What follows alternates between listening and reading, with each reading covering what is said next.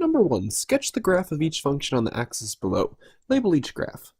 The graph of the function y equals sine of x is the dash graph below. So I gave you y equals sine of x as your base, as the parent function. I want to graph these three children function here by using these transformations. So a is f of x equals 4 sine of x. That 4 means I have an amplitude of 4. And that means instead of only going up 1 and down 1, this sine curve is going to go up 4 and down 4. I'm not changing anything else, I'm just changing how high and how low this sine function goes. I'm vertically stretching it. So this will be the green graph. It still is at 0, 0, but instead of going up to a maximum height of 1, it's going to go to a maximum height of 4. Back down to the midline, down 4 units, back there. So one full curve is going to look something along the lines of this green function here. And of course that just keeps happening. That goes on and on and on forever. So this sine function just keeps repeating itself and it goes on and on. This is the function f here. The g function, g of x equals sine of x minus 6, well, this is a shift down 6 units. I have a new midline. The midline of this curve is y equals negative 6. So the midline is this horizontal line, y equals negative 6. I didn't change the amplitude at all. The amplitude is 1. So I still go up 1 and down 1 every pi over 2 units. So the y-axis is on the midline, went up 1, back to the midline, down 1, back to the midline, and this just keeps going on. I'm taking this dash curve and sliding every point down 6 units. Taking every point and going down 6 units. So this graph looks exactly like that dashed one up there. These two graphs are congruent. They're just shifted. It's just shifted down. So that was the graph of g, I believe. We'll label our g function with the blue. The blue line should be up there, not there. And finally we have h. We'll do that in purple. We have negative 2 sine x minus 3. So my midline is negative 3. My midline is negative 3. I can handle that. There's my midline. Approximately y equals negative 3. But it's a negative 2. The amplitude is still 2, but I have a negative 2 in front of that. So that means instead of sine normally going up, I'm going to start going down. And I'm going to go down 2 units. So I'm going to go down to negative 5. So at negative 3, I need to go down 2 units to negative 5. Back up to the midline. And then I have to go up 2 units. So instead of starting up and then turning down, this function starts decreasing and then increases. So then I need to go up 2 units to negative 1. Back down to the midline. Down 2 units. And this keeps on repeating. This pattern just keeps repeating. So that purple curve there is the h function. Big idea is start with the midline, then the amplitude will tell you how far up and down you have to go.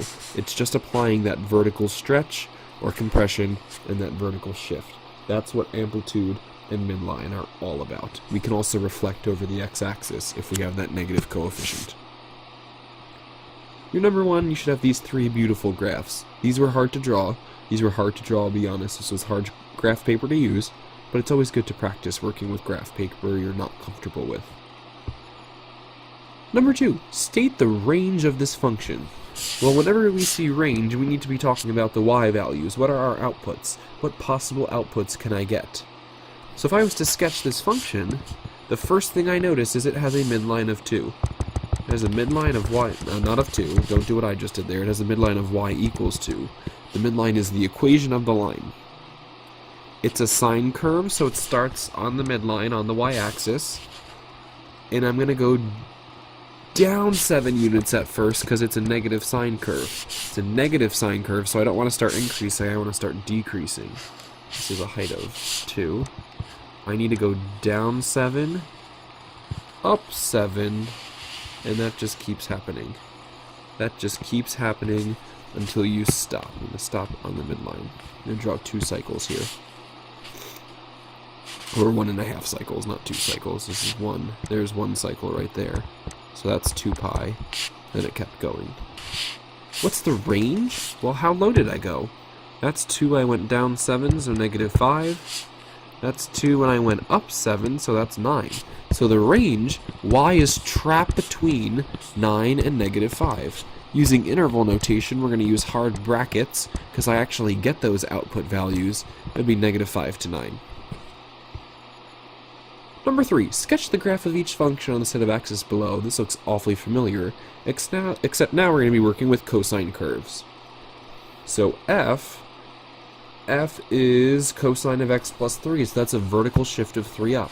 My midline is now y equals 3.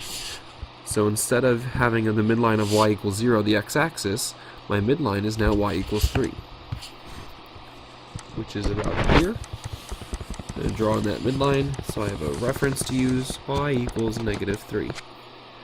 Cosine normally starts above the midline. My amplitude's 1, so I'm going to start at 4. And then I'm going to graph those 5 basic points. Maximum, midline, min, midline, maximum. So your cosine curve should look just like that dotted one, except shifted up 3 units, and then it keeps going. Should look just like that dotted one, except shifted up 3 units. That's my f function.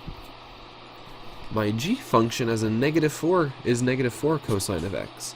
This function still has an amplitude of 4. The negative just means flip it. So instead of starting high, I'm going to start low. How low? -4. I didn't change the midline. That's still 0. I go up to 4, back to the midline, and back down. So this cosine curve was reflected across the x-axis and also vertically stretched by 4. Your graph of g, the g function, the blue function here, should look something like that. Instead of just going up 1 and down 1, we went up 4 and down 4, but we also started on the minimum because of that negative. And finally, 6 cosine of x minus 2. I have a midline of -2. So here's my midline in purple. Y equals -2. And I believe I had an amplitude of 6 if I slide back up. I have an amplitude of 6. So I need to go up 6 from 2. That gives me 4. And down 6 from up 6 from -2, which gives me 4. And down 6 from -2, which gives me -8. That was a positive one. Cosine curves are at the maximum on the y-axis. So I'm going to start at 4. Go down to the midline, go down to the min, back to the midline, back up to the max. So one curve looks something like that purple function there. And it just keeps oscillating back and forth. It just keeps on repeating. This is the graph of h.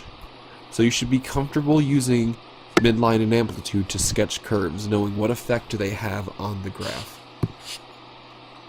Number 4, determine the amplitude and midline of the function given below. Write an equation that fits this function. Okay, well the midline's in the middle. I know how high I go. The highest I go is 9. The lowest I go is -5. How far apart are those? That's 9, that's another 5. So 14. They're 14 apart. What's the middle of that? The middle of 14, so I need to go down 7.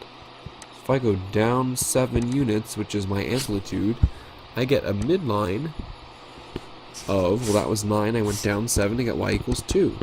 Because that amplitude there says go up 7 and go down 7, which makes the midline y equals 2. The amplitude is 7. Cosine normally starts high. This is a cosine curve. How do I know it's a cosine curve?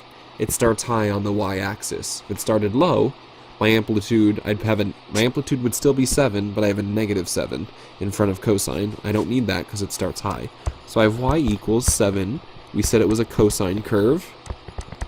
It takes 2 pi to get through one cycle, which is what we're used to, plus 2. That's the equation of the curve represented in this picture here.